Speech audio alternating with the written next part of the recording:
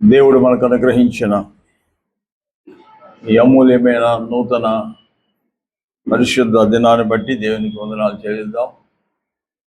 ఉదయకాలంలో 23వ సంకీర్తన, మన కీర్తనకారుడైన దావీదు భక్తుడు రాసిన ఈ కీర్తన చాలా అమూల్యమైంది, శ్రేష్టమైంది, మనకు చాలా గొప్ప ఆదరణ కలిగించే కీర్తన ఇది. మొదటి మాట అంటాడు, యెహోవా నా కాపరి,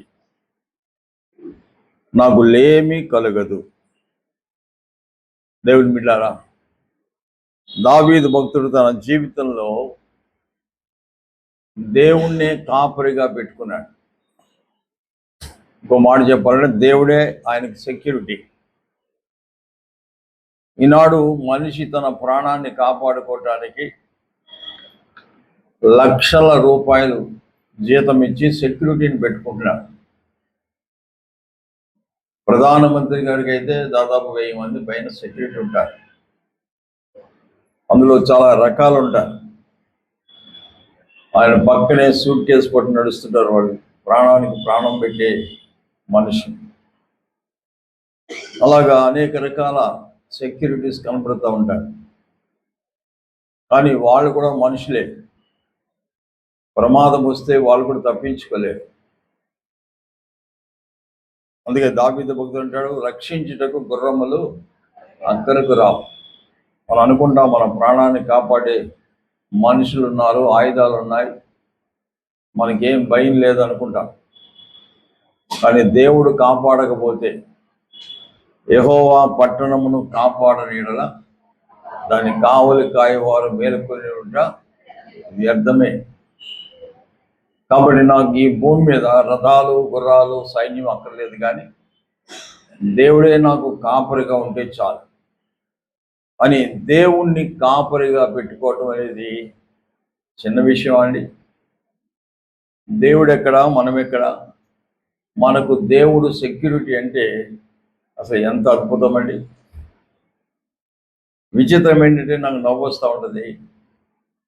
ఈ భూమి మీద దేవుళ్ళని పిలువబడిన వారు, వాళ్ళకి సెక్యూరిటీ కావాల్సి వస్తుంది. దేవుడికి సెక్యూరిటీ ఏమండి? ఎంత హాస్యాస్పదం కదా. దేవుడికే సెక్యూరిటీ లేకపోతే ఇక మన సంగతి ఏంటి? కాబట్టి దేవునికి కాపలా కాసేవారు ఉన్నారు. కానీ మన దేవుడు, ఆయనకు కాపలా అక్కర్లేదు. ఆయనే మనకు కాపలా, ఆయనే మనకు కాపరి, ఆయనే మనకు దేవుడు. దావీదు భక్తుడు తన జీవితంలో దేవుని కంటే నాకు భద్రత ఎవరున్నారు? యెహోవా, నీవే నా ప్రభుడవు, నీకంటే నాకు క్షేమాధారం ఎవరున్నారు అంటే ఎంత ఆశ్చర్యకరమైన మాట అండి. అంటే దేవుని దావీదుకున్న నమ్మకత్వం. మనుషులైనా మనం సెక్యూరిటీగా పెట్టుకుంటే వాళ్ళని బట్టి మనకి ప్రమాదం ఉంది. ఇందిరాగాంధీ మనకు తెలుసు కదా, ఆమె అంగరక్షకులు, ఆమె ప్రాణం కోసం ప్రాణం పెట్టే వ్యక్తులను నమ్మి ఆమెకు బాడీ గార్డ్స్గా పెట్టుకుంది. చివరికి వాళ్ళే ప్రాణం తీశారు. ఎంత ప్రమాదం అండి. దేవుని బిడ్డలారా, కాబట్టి ఏ మనుషుడు నమ్మదగిన వాడు కాదండి. అది సంగతి దావీదుకి తెలిసి, అమ్మో మనుషులు నాకు సెక్యూరిటీగా ఉంటే వాళ్ళ వల్ల నాకు ప్రమాదం ఉంది, దేవుడు సెక్యూరిటీగా ఉంటే ఎలాంటి ప్రమాదం ఉండదు నాకు, ఆయన ప్రాణానికి ప్రాణం పెట్టగల దేవుడు అని భక్తుడైన దావీదు తన జీవితంలో యెహోవా నా కాపరి, ఎంత అద్భుతమైన మాట అండి. దేవుడే నాకు భద్రత, దేవుడే నాకు ఫుల్ సెక్యూరిటీ. పగలైనా రాత్రైనా, ఎండైనా వానైనా, ఎప్పటికీ కూడా ఆయన చాలిన దేవుడు అని భక్తుడైన దావీదు తన జీవితంలో ప్రభువుని సెక్యూరిటీగా తీసుకున్నాడు. చాలామందికి ప్రాకారాలు ఉంటాయి. ఆ ప్రాకారాల పైన కరెంటు వైర్లు ఉంటాయి. మాకు సెక్యూరిటీ ఇదే అని వాళ్ళు చెప్తారు. మరి కరెంటు పోతే పరిస్థితి ఏంటి? గోడ దుంకి రాలేరా, లేదా కరెంట్ కట్ చేసి రాలేరా? అలాంటి సందర్భాలు జరిగినాయి. కొంతమందికి డాగ్స్, కుక్కలు సెక్యూరిటీగా ఉంటాయి. అంత కుక్కలను పెంచుకుంటారు. అవి మాత్రం ఎంతవరకు అండి? కొంతవరకే. వాటి ఎవరు తుపాకీతో షూట్ చేస్తే చచ్చిపోతాయి కదా. కాబట్టి ఇవేవి కూడా మానవుని రక్షించలేవు అని తెలుసుకుని, దేవుడే నాకు సెక్యూరిటీ, యెహోవా నా కాపరి, నాకు లేమి కలుగదు, నాకేమి కొదువ లేదు, నాకేమి కష్టం లేదు, దేవుడే నా కాపరి. అబ్బా, ఎంత మంచి మాట అండి. నిజమే దేవుని బిడ్డలారా. కీర్తన 34వ అధ్యాయం 10వ వచనంలో, అడవికి సింహము రాజైన, సింహపు పిల్లలైన లేమి గలవై ఆకలి గొనను, యెహోవాను ఆశ్రయించిన వారికి ఏ మేలు కొదువై ఉండదు. బా, సింహపు పిల్లలు, అడవికి రాజు సింహం, అలాంటి సింహం యొక్క పిల్లలు కూడా లేమి కలిగి ఆకలి కొంటాయి. కానీ దేవుని యందు భయభక్తులు కలిగిన దేవుని పిల్లలకు ఏ మేలు కూడా కొదువై ఉండదు.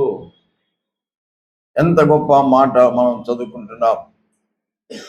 కాబట్టి ఉదయకాల సమయంలో ఎవరైతే దేవుని నమ్ముకుని, దేవుని ఆశ్రయించి, ఆయన యందు విశ్వాసం ఉంచి రక్షించబడిన వారే దేవుడు నా కాపరి అని చెప్పగలుగుతారో, వారికి ఏ మేలు కూడా తమ జీవితాల్లో కొదువై ఉండదు అనే విషయాన్ని మనం జ్ఞాపకం చేసుకోవాలి.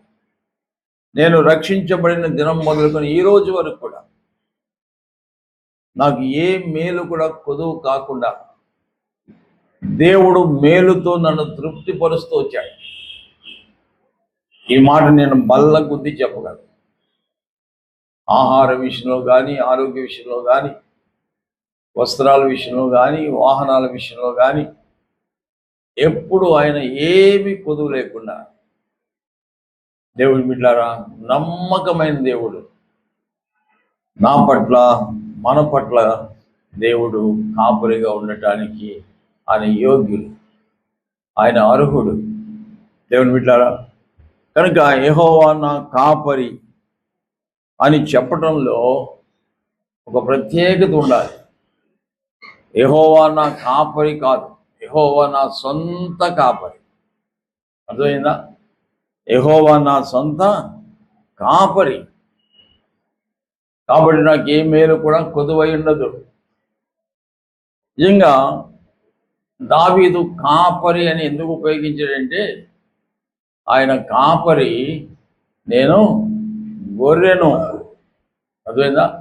ఆయన కాపరి, నేనైతే గొర్రెను. గొర్రెకు పోల్చుకున్నాడు. గొర్రె నిష్కళంకమైంది, గొర్రె నమ్మకమైంది, గొర్రె కాపరిని ఎరుగుతుంది, కాపరిని గుర్తిస్తుంది. అదే గొర్రెలో చాలా మంచి లక్షణాలు ఉంటాయి.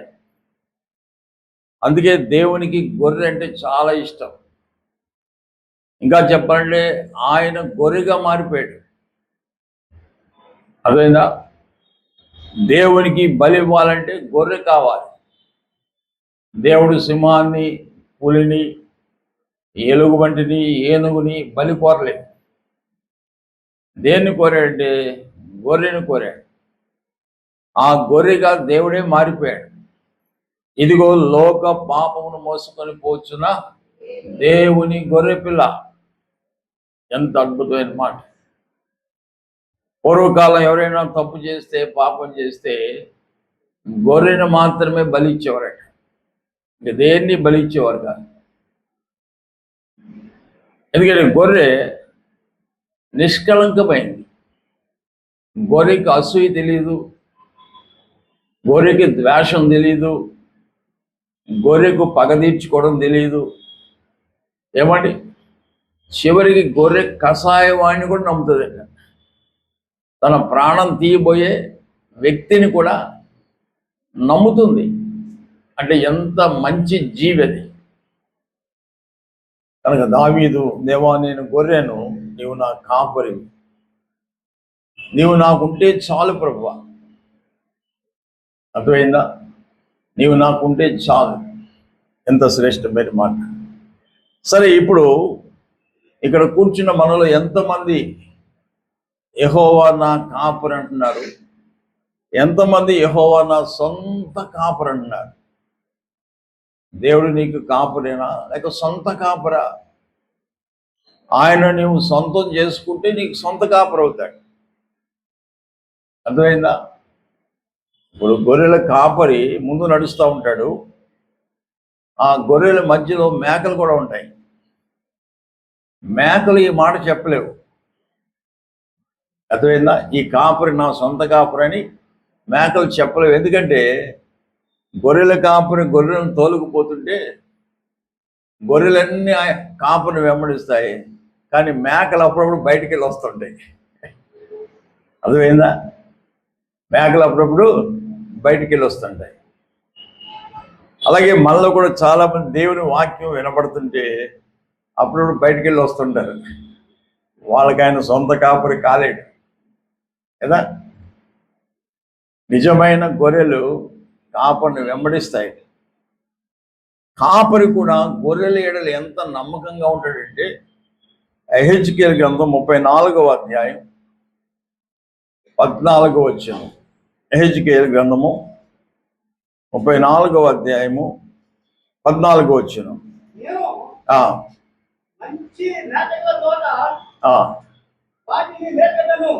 నేను మంచి మేతగల చోట వాటిని మేపెదను.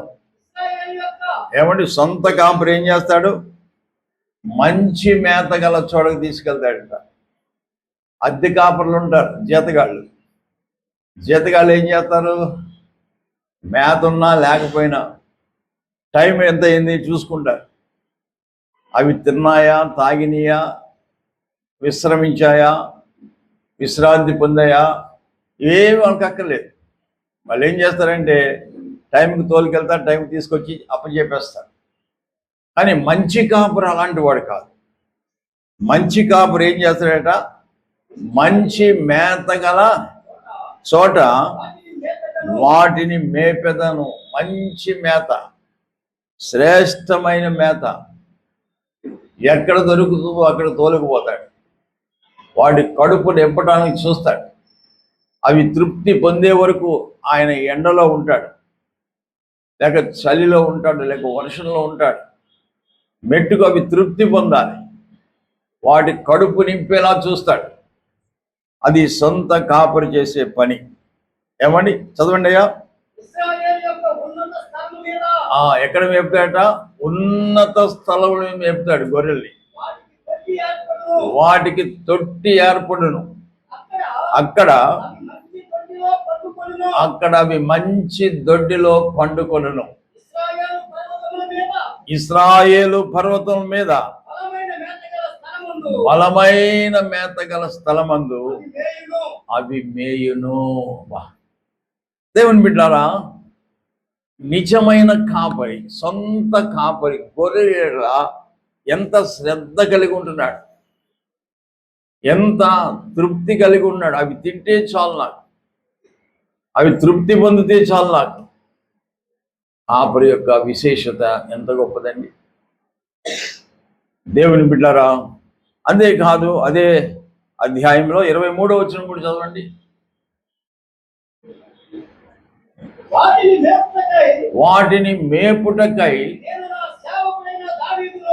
నేను నా సేవకుడైన దావీదును వాటి మీద కాపరిగా నీవి. ఇశ్రాయేలు కాపరి ఎవరండి? దావీదు. దేవుడు దావీదుని కాపరిగా చేశాడట. ఎందుకంటే అతడు నన్ను కాపరిగా ఎన్నుకున్నాడు కనుక నేను అతన్ని ఇశ్రాయేలుకు కాపరిగా నియమిస్తున్నానని చెప్తున్నాడు.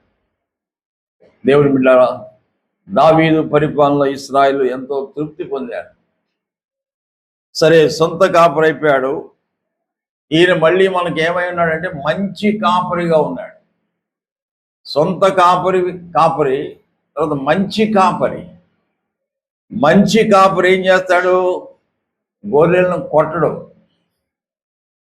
ఎవడు జీత కట్టి దెబ్బ బాగుతూ ఉంటాడు. కానీ మంచి కాపరి గొర్రెలను కొట్టడు. అంతేకాదు, మంచి కాపరి గొర్రెలకు గాయమైతే వాటిని భుజం మీద ఎక్కించుకుంటాడు. మంచి కాపరి ఏం చేస్తాడు?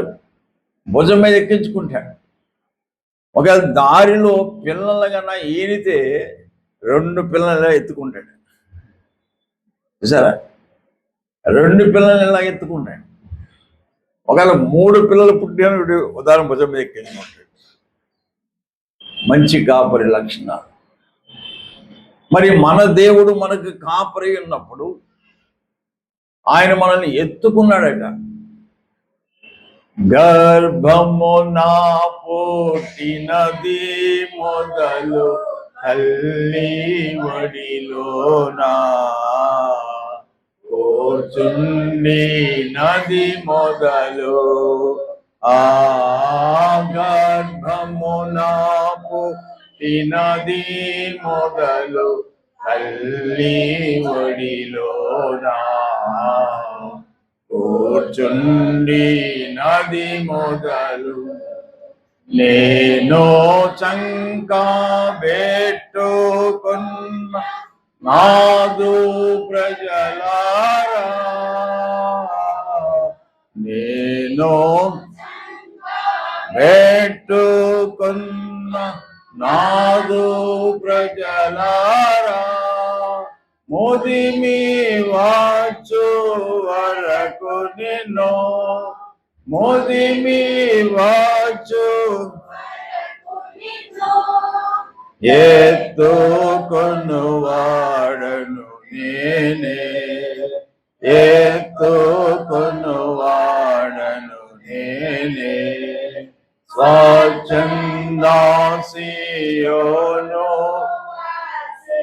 సర్వాధికారి కస్తూరి ఓ రాశి. చాలండి. కాబట్టి గర్భము నుంచి మనం భూమి మీద పడింది మొదలుకొని ముదిమి వచ్చే వరకు కూడా ఎప్పుడు అవసరమైతే అప్పుడు మనం ఎత్తుకునే దేవుడట. మంచి కాపరి ఏం చేస్తాడండి? మనల్ని ఎత్తుకుంటాడు దేవుని బిడ్డారా. అంతేకాదు, గమనించండి దేవుని బిడ్డారా, మరొక మాట ఏంటంటే మంచి కాపరి ఏం చేస్తాడో తెలుసా? యోహాను సువార్త 10వ అధ్యాయము, యోహాను సువార్త 10వ అధ్యాయం 11వ వచనం. మంచి కాపరి తన గొర్రెల కొరకు ప్రాణము పెట్టును. నేను గొర్రెలకు మంచి కాపరిని. మంచి కాపరి గొర్రెల కొరకు తన ప్రాణమును పెట్టును. ఎంత ప్రేమ గలవాడండి! నేను గొర్రెలకు మంచి కాపరిని, నేను చెడ్డ కాపరిని కాదు, నేను మంచి కాపరిని. నా గొర్రెల కోసం నేను అవసరమైతే ప్రాణం పెడతాను. ఏం పెడతాడట? ప్రాణము పెడతాడట. దేవుని బిడ్డలారా, ఎంత ఉన్నతమైన మాట అండి. ఉదయకాల సమయంలో దేవుని బిడ్డలారా, నీవు ఏ కాపరిని వెంబడిస్తున్నావు? నీకెవరైనా కాపర్లు ఉన్నారా? నువ్వు ఎవరిని కాపరిగా పెట్టుకుంటున్నావు? కొంతమంది ఈ లోకంలో దేవుణ్ణి విడిచిపెట్టి మనుషులను కాపర్లుగా పెట్టుకున్నారు. అదే అంటాడు కీర్తనకారుడు దావీదు, యెహోవాను విడిచి వేరొకని అనుసరిస్తున్నారు మీరు. అర్థమైందా? కొంతమంది రాజకీయ నాయకుల్ని పెట్టుకుంటారు. మాకు ఆ మంత్రి గారు తెలుసండి, మాకు ఎమ్మెల్యే గారు తెలుసండి, మా కౌన్సిలర్ గారు బాగా తెలుసండి. ఏమండి? వైఎస్ రాజశేఖర రెడ్డి గారిని కాపరగా పెట్టుకున్నాడు. ఎంతమంది చెదిరిపోయారు. ఆయన చనిపోతే వార్త విని గుండాయిపోయిన వాళ్ళు చాలా మంది ఉన్నారు. ఎన్టీ రామారావుని ఫాలో అయ్యేవారు చాలా మంది ఆయన ఆకస్మిక మరణం చేత చెదిరిపోయారు. దేవుని బిడ్డారా, కొంతమంది సినిమా యాక్టర్లని కాపరిగా పెట్టుకుంటారు. సినిమా యాక్టర్ అని కాపరి, రాజకీయ నాయకుడు అని కాపరి. ఎవరైనా నువ్వు కాపరిగా పెట్టుకుంటున్నావు, వాళ్ళు నిత్యం ఉంటారా? పదవి ఉన్నంత వరకే ఉంటారు, వాళ్ళు అందం ఉన్నంత వరకే ఉంటారు సినిమా యాక్టర్లు. చివరి వాళ్ళ బ్రతుకులు ఎలా అయిపోతున్నాయో మనం చూస్తున్నాం. అలాంటి వాడిని నువ్వు కాపరిగా పెట్టుకున్నావు. కొంతమంది రౌడీ షీటర్స్, వాడు అండి ఈ జిల్లాకే రౌడీ అండి మా వాడు, కత్తి పట్టుకున్నవాడి కత్తి చేత హతమైపోతున్న వాడిని ఎంతో మందిని చూస్తున్నాం. దేవుని బిడ్డారా, నువ్వు ఎవరిని ఫాలో అవుతున్నావు? ఎవరిని కాపరి? ఎవరి మార్గంలో నడుస్తున్నావు? నువ్వు ఏ మార్గంలో నడుస్తున్నావు తెలుసుకుంటున్నావు? నువ్వు నీ ఎదుట ఒక మార్గం సరైనదిగా కనబడుతుందేమో కానీ తుదగది నిన్ను నాశనానికి తీసుకెళ్తున్న సంగతి నీకు తెలుసా? తప్పిపోయిన కుమారుడు ధనవంతుడైన తండ్రిని విడిచిపెట్టాడు, తండ్రి మార్గాన్ని విడిచిపెట్టాడు, తనకిష్టమైన స్నేహితులతో కలిసి ఒక మార్గాన్ని కల్పించుకుని చివరికి పందుల మధ్యకి వెళ్ళాడు, నీచమైన స్థలానికి వెళ్ళాడు. ఈరోజు యెహోవా నా కాపురు అని పాట పాడతావు, కానీ నీ కాపురు వేరే ఉంటున్నారు, నీ మార్గం వేరే ఉంటుంది. చర్చికి వచ్చినప్పుడు యెహోవా నా కాపురి అని పాడుతున్నావు తప్ప బయటికి వెళ్తే నీ కాపరిని వెంబడిస్తున్నావా? నీ కాపరి కషాయవాడని తెలుసా? నీ కాపరి నిన్ను నాశనానికి నడిపిస్తున్నాడని తెలుసా? నీ కాపరిని నేను ఉరికమ్మ మీద తీసుకెళ్తాడని తెలుసా? దేవుని బిడ్డను ఆలోచించండి. ఉదయకాల సమయంలో ఎవరు నీ కాపరి? భక్తుడు దావీదు అంటాడు, యెహోవా నా కాపరి. ఏమండి, ఈయన మన ప్రాణ కాపరి. ఏ కాపరి? మన ప్రాణ కాపరి. చూడండి ఒకసారి ద్వితీయోపదేశకాండం 30వ అధ్యాయము 20వ వచనం. 30వ అధ్యాయం 20వ వచనం. ద్వితీయోపదేశకాండం.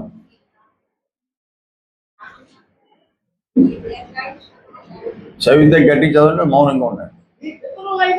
నీ పితరులైన అబ్రహాము, ఇస్సాకు, యాకోబులకు మీరు నివసించినట్లు యెహోవాయే నీ ప్రాణమునకును నీ దీర్ఘాయుష్నకును మూలమై ఉన్నాడు. కాబట్టి నీవును నీ సంతానమును బ్రతుకుచు ఏంటట?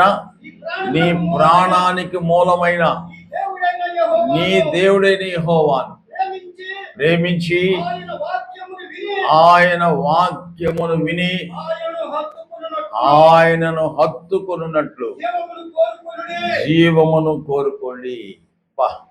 నీ ప్రాణానికి మూలమైన నీ కాపరి, నీ ప్రాణాన్ని ఎవడు దొంగిలించకుండా కాపాడుచున్నవాడు, నిన్ను కాపాడువాడు కొనుకడు, నిన్ను ముట్టినవాడు నా కనుగుడ్డును ముట్టిన వాడితో సమానం. దేవుని బిడ్డారా, దావీదు కూడా ఒకప్పుడు కాపరే. అందుకే ఈ అనుభవంతో చెప్తున్నాడు, దావీదు కూడా ఒకప్పుడు కాపరే. ఆయన గొర్రెలకు కాపరిగా ఉన్నప్పుడు సింహం ఒకసారి వచ్చి ఒక గొర్రెను తీసుకుపోతా ఉంది. ప్రాణానికి తెగించి వెళ్ళి దాంతో పోరాడి దాని నోట్లో ఉన్న ఆ గొర్రెను బయటకు తీసుకొచ్చాను. ఎంత ఎక్స్పీరియన్స్ ఉందండి, ఎంత అనుభవం ఉంది. అలాగే నిన్ను నన్ను పాతాళంలోనికి, మరణంలోనికి తీసుకుపోతున్నా మరణ బంధకాల్లో నుంచి మన దేవుడు మనల్ని విడిపించే దేవుడు. కరోనా మహమ్మారి ఎంతమందిని గోతులోనికి తీసుకుపోతుంటే ఆయన అడ్డుకున్నాడు, ఆయన విడిపించుకున్నాడు. దేవుని బిడ్డారా, మన మీద దేవునికి ఎంత అమితమైన ప్రేమ, ప్రాణానికి తెగించాడు. నీ ప్రాణానికి మూలమైన వాడు ఆయన. అలాంటి కాపరి నీ కాపరిగా నీవు కలిగి ఉన్నావా? అంతేకాదు దేవుని బిడ్డారా, ఆయన గొప్ప కాపరిట. యెహోవా మంచి కాపరి. అంతేకాదు ఆయనకు ఇంకో పేరు, గొప్ప కాపరి. ఆయన కంటే మించిన కాపరి మరొకడు లేడు. అర్థమైందా? ప్రమాదం వస్తే గొర్రెలను వదిలిపెట్టి పారిపోయేవాడు ఉన్నారు, సింహం వస్తే పారిపోయేవాడు ఉన్నారు. కానీ మన దేవుడైన యెహోవా మన గొర్రెలమైన మనకు ఆయన ఎంత గొప్ప కాపరి అంటే, ఏమని, ఆయనను మించిన కాపరి లేడు. 48వ కీర్తన 48వ కీర్తన మొదటి వచనం చదువుకుందాం. 48:1. మన దేవుని పట్టణమందు, ఆయన పరిశుద్ధ పర్వతమందు యెహోవా గొప్పవాడును బహు కీర్తనీయుడై ఉన్నాడు. ఆయన గొప్పవాడు. అర్థమైందా? అలాంటి గొప్ప కాపరి మన కాపరి. అంతేకాదు ఆయన మన ఆత్మల కాపరి. ఏ కాపరి అండి? మన ఆత్మల కాపరి అయిన వాడు దేవుడు. మన ఆత్మ శరీరములు కాపాడబడుచున్నాయంటే కేవలం దేవుని యొక్క కృపను బట్టి. మొదటి దశలోనికలకు రాసిన పత్రిక 5వ అధ్యాయం 23వ వచనం. 5:23. సమాధానకర్తయగు దేవుడు మిమ్మల్ని సంపూర్ణముగా పరిశుద్ధపరచును గాక. మీ ఆత్మయు జీవమును శరీరమును మన ప్రభువైన యేసుక్రీస్తు రాకడ యందు నిందారహితముగాను సంపూర్ణముగాను ఉండినట్లు కాపాడునుగాక. శరీరమును, ప్రాణమును, ఆత్మను దేవుడు ఏం చేస్తున్నాడు? కాపాడుచున్నాడట. అంటే ఇప్పుడు ఆయన ఆత్మల కాపరి. ఏమండి? ఆత్మల కాపరి ఉన్నాడు. ఆ తర్వాత చివరిగా ఆయన ప్రధాన కాపరి. ఏ కాపరి అండి? ప్రధాన కాపరి. మనకి ఇక్కడ ఏమండి, జిల్లా కలెక్టర్ ఉంటాడు, రాష్ట్రానికి ముఖ్యమంత్రి ఉంటాడు, దేశానికి ప్రధానమంత్రి ఉంటాడు. ఈ కింద వాళ్ళందరూ కూడా ఆయన కిందకు వస్తారు. అర్థమైందా? ఆయన ప్రధాన కాపరి.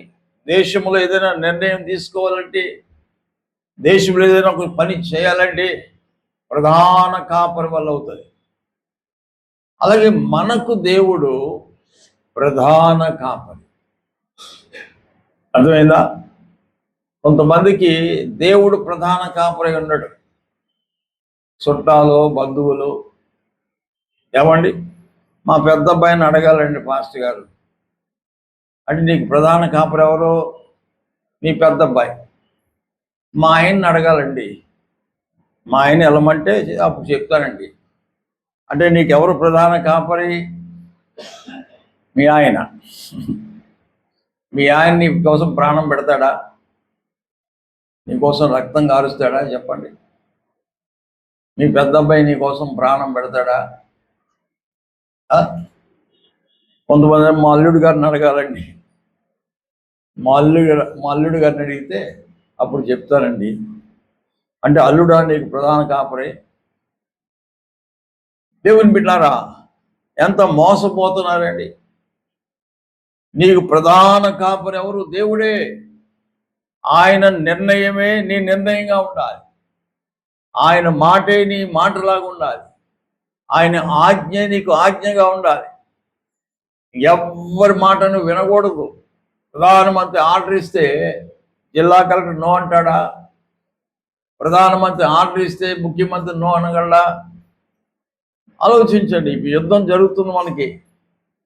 మన దేశం మీద ఇంకా యుద్ధం రాలేదు, కానీ ఇప్పుడు ఏదైనా నిర్ణయం తీసుకుంటే ఎవరు తీసుకోవాలి?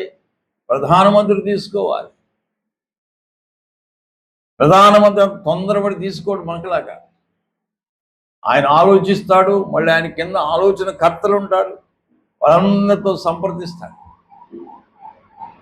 మీ మీద నిర్ణయం తీసుకోవాలనుకోండి, నా ప్రధాన కాపరి ఈ కాపరి పిలుస్తాడు. ఏంటి పలానోడి సహాయం అడుగుతున్నా, చేయమంటా వద్దంటావా? అప్పుడు నేను ఇక్కడ ఉండే కాపరిని కాబట్టి నీ సంగతులు నాకు తెలుసు కాబట్టి మంచిదైతే చేస్తాంటారు, లేదా డోట.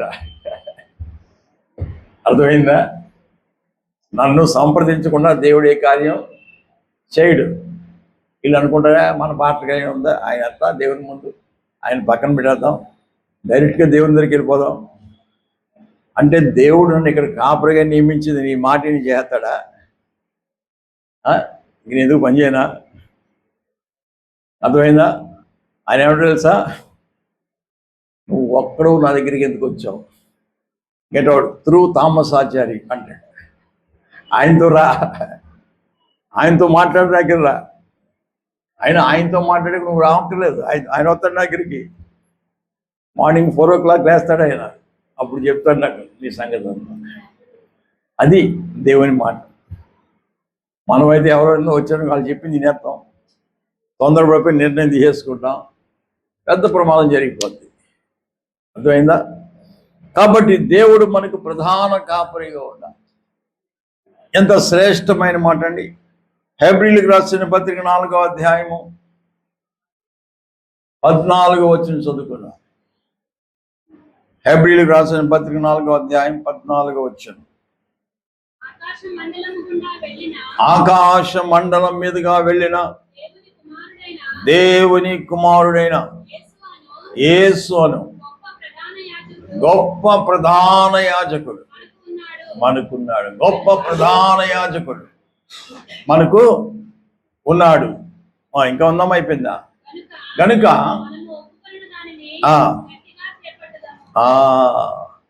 మనకు ప్రధాన కాపరి. ఇప్పుడు ఎంతమంది కాపర్లు అయ్యారమ్మా?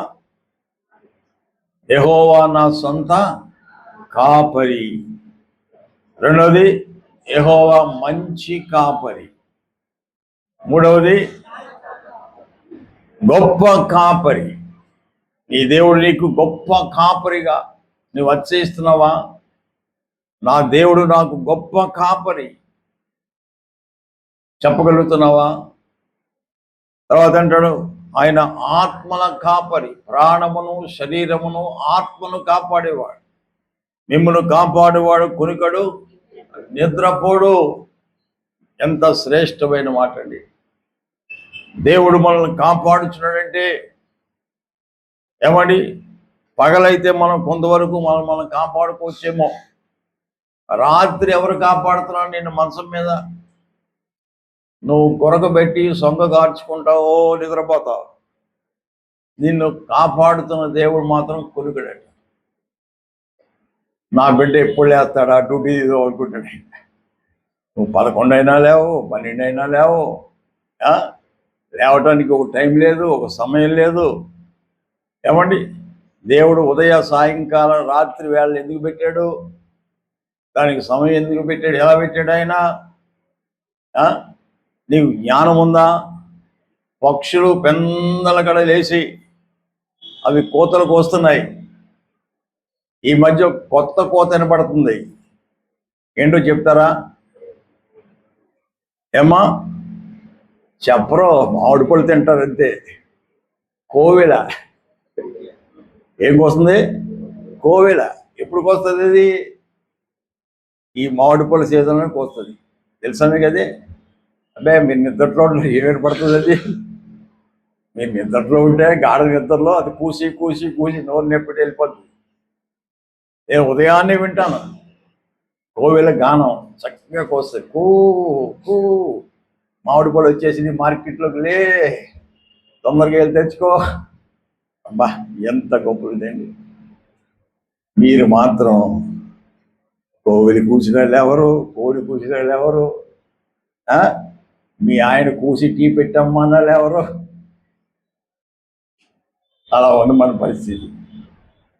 అందుకే మనకు కాపరు ఉండట్లేదు, మన మనసు చెల్లాచెదరం అయిపోతున్నాయి. అర్థమైందా? నెమ్మది లేకుండా టెన్షన్ టెన్షన్ అంటున్నారు. దేనికి టెన్షను? నీ కాపరితో ఉంటే, అంటే గొర్రెలకి కాపరు ఉంటే గొర్రెలకి ఏమైనా టెన్షన్ ఉంటుందా? చెప్పండమ్మా. గొర్రెలు హ్యాపీగా ఉంటాయి, అంతా ఆయనే చూసుకుంటాడు, అంతా ఆయనే చూసుకుంటాడు.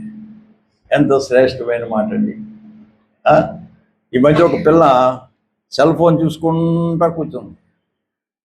వాళ్ళ అమ్మ వచ్చి తిడుతుంది, ఏయ్ బుద్ధుందా నీకు, ఏమైంది సెల్ ఫోన్ చూసుకుంటున్నావు, స్కూల్గా పోవట్లేదు, పోనీ ప్రైవేట్గా చదువుకోవే బాబా అంటే ఆ పిల్ల అంటది, 25 ఏళ్ళ వరకు మీరు చూసుకుంటారు, తర్వాత నన్ను చేసుకునేవాడు చూసుకుంటాడు, ఆడు చచ్చిపోతే పెన్షన్ వస్తుంది, ఏ టెన్షన్ ఉండదు.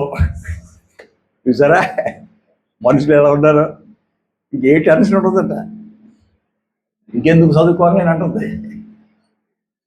ఇప్పుడు అలాగే ఉన్నారు.